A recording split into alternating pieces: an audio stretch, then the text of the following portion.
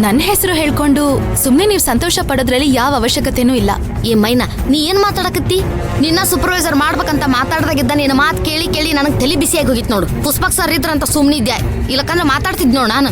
ಮಮ್ಮ ಸ್ವಲ್ಪ ಸುಮ್ನೆ ಇರ್ತೀಯಾ? ನೀ ಸುಮ್ಮಿರುದ್ರುವ. ಈಕಿ ಹೇಳಿದ ಮಾತನ್ ಕೇಳದ್ಕ ನಮ್ಮನ್ನ ದಡ್ಡ ಅನ್ಕೊಂಬಿಟ್ಟಾಳಕಿ. ನೀ ಹೇಳ ಮೈನಾ, ನಿನಗ ಧ್ರುವನ ಮ್ಯಾಗ ಸ್ವಲ್ಪನೂ ಪ್ರೀತಿ ಇಲ್ಲರಂಗ್ ನಡ್ಕೊಳಕತ್ತೀಯಲ್ಲ, ಮತ್ತೆ ತಾಳಿ ಯಾಕೆ ಹಾಕೊಂಡಿ ಕೊಳ್ಳಾಗ? ಮತ್ತ ಆಫೀಸಿಗೆ ಬಂದ ತಕ್ಷಣ ಎದಕ್ ಹಂಗ ಹುಡುಕ್ಯಾಡ್ಕೊಂಡು ಹೋಗಿದಿ? ಧ್ರುವ ಊಟ ಮಾಡಿಲ್ಲ ಅಂತಂದು ನೀ ಯಾಕೆ ಒದ್ದಾಡ್ಬೇಕು? ಈ ಮೇಡಮ್ ಅವ್ರ ಕೈಯಾರ ಅಡ್ಗೆ ಮಾಡ್ಕೊಂಡು ಹೋಗಿ ಧ್ರುವಗ ಕೊಡ್ತಾರಂತ. ಧ್ರುವ ಹೇಳ್ದ ಅಂತ ಅವನ್ ಜೊತೆ ಇಡೀ ರಾತ್ರಿ ಸುತ್ತಾಡ್ತಾರಂತ ಊರೆಲ್ಲ.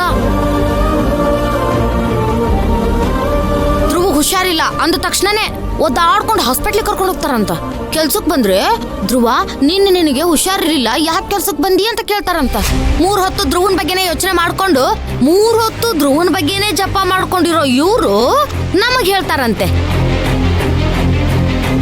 ಇದೆಲ್ಲ ಒಂದು ಮದ್ವೆನೇ ಅಲ್ಲ, ಈ ತಾಳಿನೇ ಅಲ್ಲ, ಈ ಪ್ರೀತಿನೇ ಅಲ್ಲ ಅಂತ ನಮ್ಮ ಮುಂದೆ ನಾಟಕ ಆಡ್ಕೊಂಡು ಜೀವನ ಮಾಡ್ತಿದಾರಂತ. ಯಾಕೆ ನಮ್ಮನ್ನ ಅಮರ್ಸಕತ್ತಿ ಮೈನಾ? ನೋಡು ಮಮಕ್ಕ, ಇವರು ಚೆನ್ನಾಗಿರ್ಬೇಕು ಅಂತ ಆಸೆ ಪಡೋದೇ ಬೇರೆ, ಈ ತಾಳಿನ ಒಪ್ಕೊಳ್ಳೋದೇ ಬೇರೆ. ಇವ್ರಿಗೆ ಊಟ ತಗೊಂಡ್ ಹೋಗಿದ್ದು, ಇವ್ರ ಜೊತೆ ಊರ್ ಸುತ್ತಾಡಿದ್ದು ಅವ್ರ ಅಮ್ಮ ಜೊತೆ ಇವ್ರು ಚೆನ್ನಾಗಿರ್ಬೇಕು ಅಂತ ಅಷ್ಟೇ. ಅದನ್ ಬಿಟ್ಟು ಯಾವ್ದೋ ಸಂಬಂಧಕ್ಕೋಸ್ಕರನೋ ಇಲ್ಲ ಹಕ್ಕು ಚಲಾಯಿಸಕ್ಕೋಸ್ಕರನೋ ಅಲ್ಲ. ಅದು ಬೇರೆ ಇದು ಬೇರೆ. ಅದನ್ನ ಅರ್ಥ ಮಾಡ್ಕೊಂಡು ನೀವು ಮಾತಾಡಿದ್ರೆ ಚೆನ್ನಾಗಿರತ್ತೆ.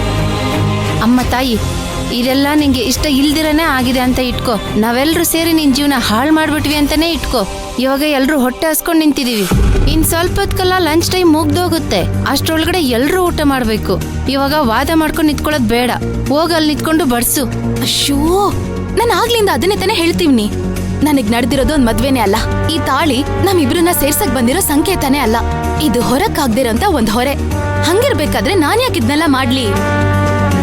ಮೈನಾ, ಸುಮ್ನೆ ಯಾವಾಗ ನೋಡಿದ್ರು ಇದು ಮದ್ವೆನೇ ಅಲ್ಲ, ತಾಳಿನೇ ಅಲ್ಲ ಅಂತ ಹೇಳ್ತಾ ಇರ್ಬೇಡ. ಇದು ಅಪಶಕ್ನ, ಗೊತ್ತಾ ನಿನ್ಗೆ?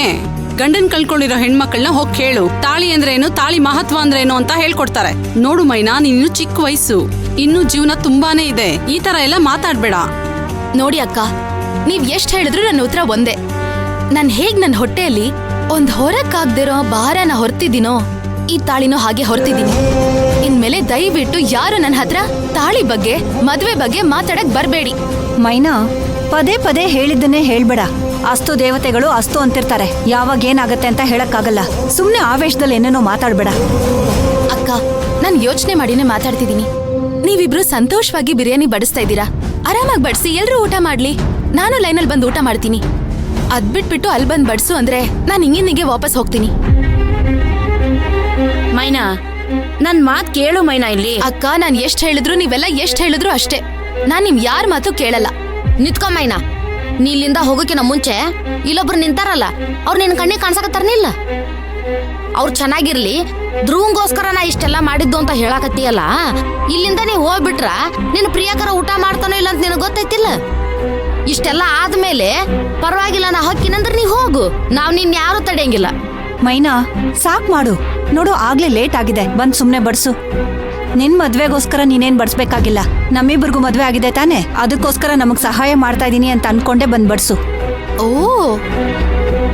ಹೇಗಕ್ಕ? ನಿಮ್ಮಿಬ್ರು ಮದ್ವೆನಲ್ಲಿ ಹುಡುಗನ್ ಫ್ರೆಂಡು ಹುಡುಗಿ ಫ್ರೆಂಡು ಅಂತ ಪಕ್ಕ ಪಕ್ಕ ಕೂರ್ಸಿ ನಮ್ಮಿಬ್ರು ಮದ್ವೆ ಮಾಡ್ಸಿದ್ರಲ್ವಾ, ಅದೇ ತರನೇ ಈಗ್ಲೂ ಮಾಡಿಸ್ಬೇಕು ಅಂತಿದ್ದೀರಾ? ಹೇಳಿ ಅಕ್ಕ. ಆನಂದಣ್ಣ, ಯಾಕೆ ಸುಮ್ನೆ ನಿಂತಿದ್ದೀರಾ? ಈಗ್ಲೂ ಹಾಗೆ ಮಾಡಿಸ್ಬೇಕು ಅಂತಿದ್ದೀರಾ?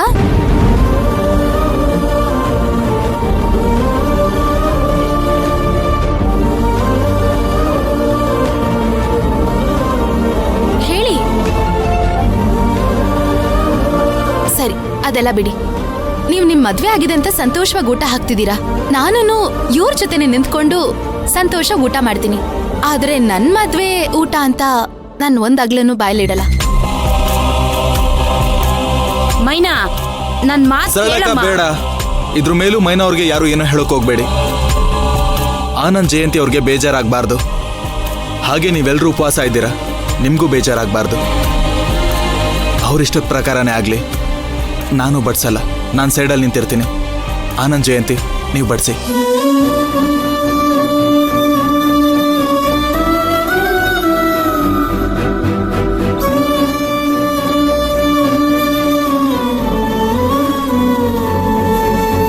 ಆನಂದ್, ಜಯಂತಿ, ನೀವಿಬ್ರು ಬಡ್ಸಿ. ಅಲ್ವೋ ಮಗ? ನೀವಿಬ್ರಾದ್ರೂ ನನ್ನ ಮಾತು ಕೇಳಿ ಪ್ಲೀಸ್. ಬಡ್ಸಿ, ಎಲ್ಲರೂ ಹಸ್ಕೊಂಡಿದ್ದಾರೆ. ಸರಿ ಮೈನಾ, ನೀನೇ ತಟ್ಟೆ ತಗೋ, ನೀನೇ ಮೊದ್ಲಿಗೆ ಬಾ. ಪರವಾಗಿಲ್ಲ ಆನಂದಣ್ಣ, ನಾನು ಕೊನೆಗೆ ಬಂದ್ನಲ್ವಾ, ಕೊನೆಯಲ್ಲಿ ತಗೋತೀನಿ. ಇವ್ರಿಗೆ ಬಡ್ಸಿ. ತಿನ್ನಿ. ತಗೊಂಬಮ್ಮ.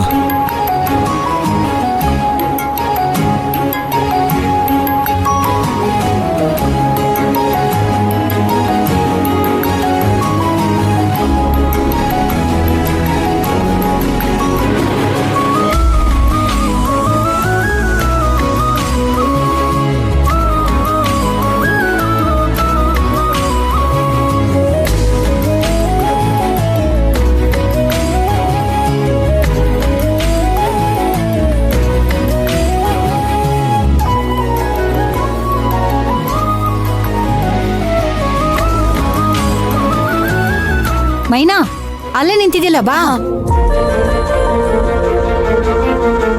ಮಗ ಬಾರೋ ನೀನು. ಅಕ್ಕ, ನೀನ್ ಬಡ್ಸು. ಬೇಡ. ಮೈನಾ, ಒಂದ್ ಮಾತು ಅವನನ್ ಕರಿ. ಆನಂದಣ್ಣ, ಜಯಂತಿ ಅಕ್ಕ ನಿಮ್ಮನ್ನ ಕರೀತಿದ್ದಾರೆ. ಕರ್ದ್ಯಾ ಬಂಗಾರಿ? ಏನು? ಮೈನಾ, ಇದ್ಯಾಕೋ ಜಾಸ್ತಿ ಆಯ್ತು. ಅಕ್ಕ, ನಾನು ಬಿರಿಯಾನಿ ಜಾಸ್ತಿ ತಿನ್ನಲ್ಲ. ಆನಂದಣ್ಣ, ಸ್ವೀಟ್ ಹಾಕಿ ಸಾಕು.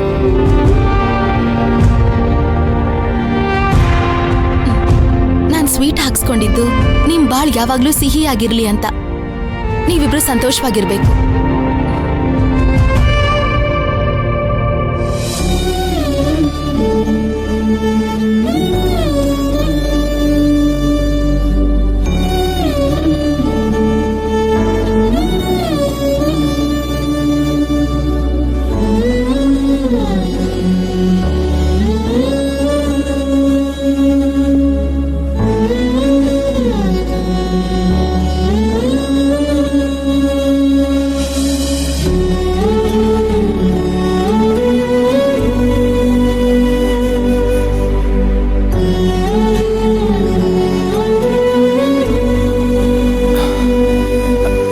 ಹಸ್ವಿಲ್ಲ ಕಣೋ, ನಾನು ಹೊರಡ್ತೀನಿ.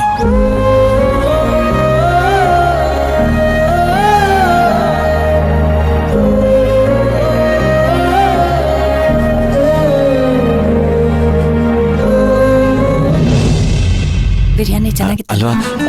ಅದು ಜಯಂತಿ, ನನ್ಗೊಂದ್ ಸ್ವಲ್ಪ ಸಾರ್. ಏನ್ ಸಾರ್, ಇವತ್ತಿನ 7 ಗಂಟೆ ಆಗಕ್ಕಿಲ್ಲ, ಆಗ್ಲೇ ಮನೆಗೆ ಹೊರಟ್ಬಿಟ್ಟಿದ್ದೀರಾ? ಯಾಕಪ್ಪ, ನೀವು ಮಾತ್ರ ಫಸ್ಟ್ ಹೋಗ್ಬೇಕಾ? ನಾನು ಹೋಗ್ಬಾರ್ದಾ? ನನ್ಗೇನ್ ಮನೆ ಮಠ ಇಲ್ವಾ? ಅಯ್ಯೋ ಹಾಗಲ್ಲ ಸರ್, ನಾನು ಹೇಳಿದ್ದು ಪ್ರತಿದಿನ ಬೆಲ್ ಹೊಡೆದ್ಮೇಲೆ ಒಂದ್ ರೌಂಡ್ ಮೇಲ್ಗಡೆ ಹೋಗಿ ಇಲ್ಲಿ ಯಾರ್ಯಾರು ಕೆಲಸ ಮಾಡಿದ್ರು ಮಾಡ್ಲಿಲ್ಲ, ಎಲ್ರು ಬರೀ 10 ಪೈಸೆಗೆ ಮಾತ್ರ ಕೆಲಸ ಮಾಡ್ತಾರೆ, ಕಂಪ್ನಿ ನಡೀತಾ ಇರೋದು ಬರೀ ನಿಮ್ಮಿಂದ ಅಂತ ಒಂದು ಪಿನ್ ಇಟ್ಬಿಟ್ಟು ಕೆಳಗಡೆ ಬಂದು ಆಮೇಲೆ ಮನೆಗೆ ಹೋಗ್ತಿರಲ್ಲ, ಆ ವಿಷಯನ ಕೇಳ್ದೆ. ಅದು ನೀವು ಮಾಡೋದು ಒಂದೇ ಕೆಲಸ